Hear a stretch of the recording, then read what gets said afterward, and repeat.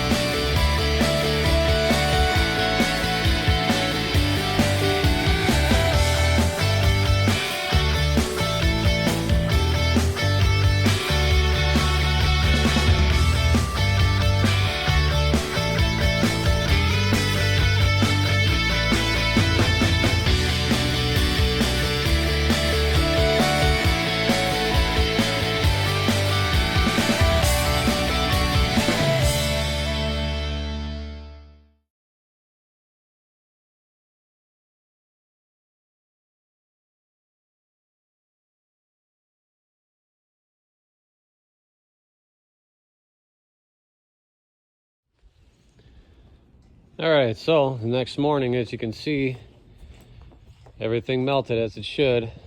I already did the rest of the driveway. This is what this would look like if I didn't have the snow melt on this portion. I did turn it off in the middle of the night before it stopped snowing. The time lapse ended because it ran out of storage, and that's why this is frozen right here in the middle. It's not much, but that's fine because everything obviously drains from here down. So everything worked. So I had it run from noon yesterday all the way to, I want to say it was like 6, 7 o'clock in the morning. Had it turn off, and everything was still pretty wet, but obviously the temperature of the slab holds heat, so everything was melted minus what's on top of the crates there. So it worked. Today right now it's it's 3 degrees and it's supposed to get down to -11, so it's gonna be cold. So that's what the rest of the driveway all the way down looks like. Yeah, it's sunny out today, but nothing's melting. It's just too cold. So, but yeah, no, it worked. It did get up to temp a lot faster because the boiler stayed up, as I talked about in the video I made, I think yesterday. So it ran with that new tank I added. It ran 41 minutes longer at a higher temp than it did without it, and it was able to get the slab up faster, or I should say the glycol temp coming back to the system hotter quicker, so it was less work on the boiler, and the boiler cycled like it normally would a lot sooner. So I did go through less wood than I usually would because it got up to temp faster. It's probably the first time I've ever ran it that cold out, because the night before this it got down to, I want to say 12, 15 degrees, so the glycol coming back was colder than it's ever has been. Usually it's in the mid to upper 20s, which that 10, 15 degrees makes a huge difference. Like if I started it right now, the slab's probably got a little bit of heat left in it, but probably not much because it's so cold out. So yeah, I could want to melt this, but by the time, just to melt that, what's left here, if I turned it back on, it would just not be worth it. So I'm just gonna leave it till the next snow, if we get any more snow, and probably in a couple weeks it'll warm up and this will melt and it'll be gone. So but for now it's fine. So yeah, it worked. I'm going to be doing probably some small upgrades to it just to make it run more efficient. I still got to balance some of the lines. They're all pretty much the same length, but some of the slab heats up more than others. And having everything be 6 inches instead of 4, because all the heavy equipment I bring in here, it does take a little longer. It takes a little bit more to heat it. So like on the certain corners and on the lips there, until we get the new one, that's almost 8 to 9 inches thick, so that takes a while. So if you ever look in the video, sometimes certain areas take longer than others. It's not because it's not getting enough flow. I mean, I could probably balance it a little better. It's just that concrete is a lot thicker. So but yeah, all in all, it's a success. It worked, and yeah, stay tuned for more. I'm going to be doing some more upgrades to it, some little tweaks here and there, but as always, keep burning.